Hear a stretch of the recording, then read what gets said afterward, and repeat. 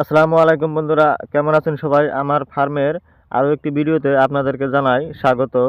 আর আজকে আমি যে ভিডিওটি বানাচ্ছি সেই ভিডিওটি হলো যে আপনি যদি একজন নতুন খামারি, তো আপনার খামারের কিভাবে পয়সা বাঁচাবেন আর পয়সা বাঁচানোর জন্য কি করতে হবে সেই ভিডিওটাই আজকে বানাচ্ছি। দেখতে থাকুন ভিডিওটি। আপনি যদি নতুন ফার্ম করে থাকুন তাহলে আপনার ফার্মে মুরগির বাচ্চাকে খাওয়ানোর জন্য পাতিলের ব্যবস্থা করতে হবে।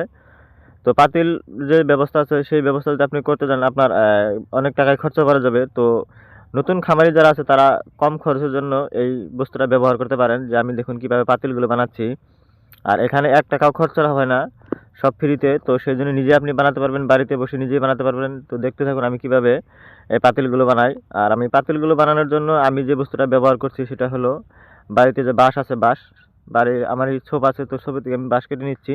আর বাঁশ কেটে নিয়ে এভাবে বাঁশগুলোকে কেটে এইভাবে আমি পাতিলগুলো তৈরি করছি। আর আরও একটি কথা বলি যে যদি ফার্ম করছেন তাহলে আপনার জন্য এই ভিডিওটা অত্যন্ত দরকারি। আর যদি আপনার ফার্ম করার ইচ্ছা আছে তাহলেও এই ভিডিওটা আপনার জন্য দরকারি। কেননা নতুন নতুন ফার্ম করতে গেলে অনেক বস্তুই কেনা লাগে। ধরুন একটা করে পাতিল কিনতে গেলে ছোটোটা যদি কিনেন তাহলে 100 টাকা পড়ে যায়, আর যদি বড়টা কিনতে যান তাহলে 200 টাকা পড়ে যায়। তো সেই জন্য বলছি যে এক এক সময় এক এক পাতিলের দরকার হয়ে যায়। যে যখন আপনি প্রথমে বাচ্চাগুলো ব্রিডিংয়ে রাখবেন তখন আপনার পাতিলগুলো লাগবে ছোট ছোট। আর যখন ব্রিডিং থেকে বের করে দিবেন তো আস্তে আস্তে ওদের বড় হয়ে যাওয়ার পর ওদেরকে যে পাতিলগুলো সেই পাতিলগুলো ছোট পাতিলগুলো তার খাওয়াতে পারবেন না, আর তখন আপনার নতুন করে আবারও পাতিল কিনতে হবে। তো সেই জন্য আমি বুদ্ধি করে আমার ছোট ছোট একটা মাথাতে যতটুকু খেলেছে, তো আমি এই ছোট মাথা নিয়ে বুদ্ধি করে তো ভাবলাম যে আমার বাড়িতে যেহেতু বাঁশ আছে তো কেন আমি পাতিল কিনতে যাব। আর পাতিল কিনলে যেখানে একটা করে পাতিল কিনতে 200 টাকা করে খরচ হয়ে যায়, আর একটা করে পাতিল কিনতে গেলে সেখানেও 200 টাকা করে খরচ পড়ে যায়। তো সেখানে আমি ভাবলাম যে কেন আমি পাতিল ব্যবহার করব, আমি বাঁশ দিয়েই চেষ্টা করবি, দেখি হয় কি না। তো সেভাবে আমি চেষ্টা করতেছি বাঁশ দিয়ে পাতিল বানানোর।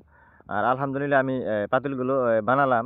আপনাদের সাথে আমার আরও একটি দুঃখের বিষয় শেয়ার করব যে দেখুন আমি এমন একটি জায়গায় থাকি যে জায়গায় কোনো বিদ্যুৎ ব্যবস্থা নেই।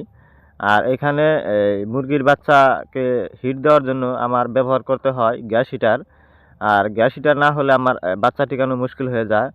তো আমি প্রথমে হারিকেন দিয়ে চেষ্টা করেছিলাম কিন্তু কাম হয়নি, পরে আমার খরচার পরিমাণটা বেশি হয়ে গেছে। তো সেই জন্য ভাবলাম যে যেখানে সব বস্তুই খরচা বেশি হয়ে যাচ্ছে, তো সেই জন্য আমি ভাবছি যে দেখি কোনো একটা বস্তুতে যদি খরচাটা কমাইতে পারি তো সেটা তো আমার বেঁচে যাবে না।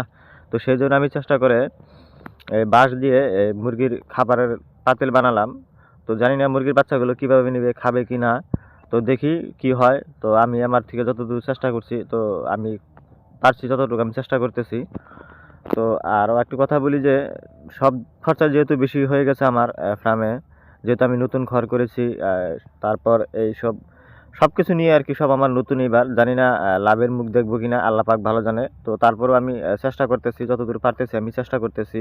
বাঁশের পাতিলগুলো আমি ঘরের মধ্যে বসিয়ে নিচ্ছি। আর বসিয়ে নেওয়ার জন্য আমি ব্যবহার করতেছি ইট।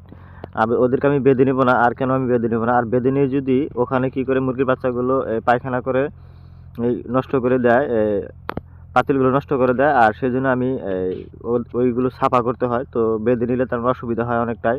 তো সেই জন্য আমি এটা ব্যবহার করে নিচ্ছি। তো আমার এই বস্তুটা সাফা করতে সুবিধা হবে, সেই জন্য আমি এটা ব্যবহার করে নিচ্ছি।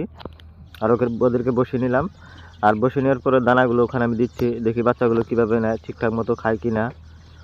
তো না, দেখা যাচ্ছে ঠিক আছে, বাচ্চাগুলো ঠিকঠাক মতোই খাচ্ছে। আর এখানে যে বাচ্চাগুলো আছে এই বাচ্চাগুলো টোটালি কয়লারের বাচ্চা। এদেরকে একটু সাইড করে রেখেছি, এদিকে এনেছি।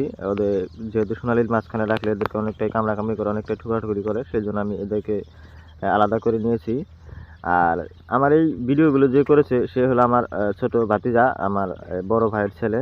ওর নাম ফরহাদ চৌধুরী।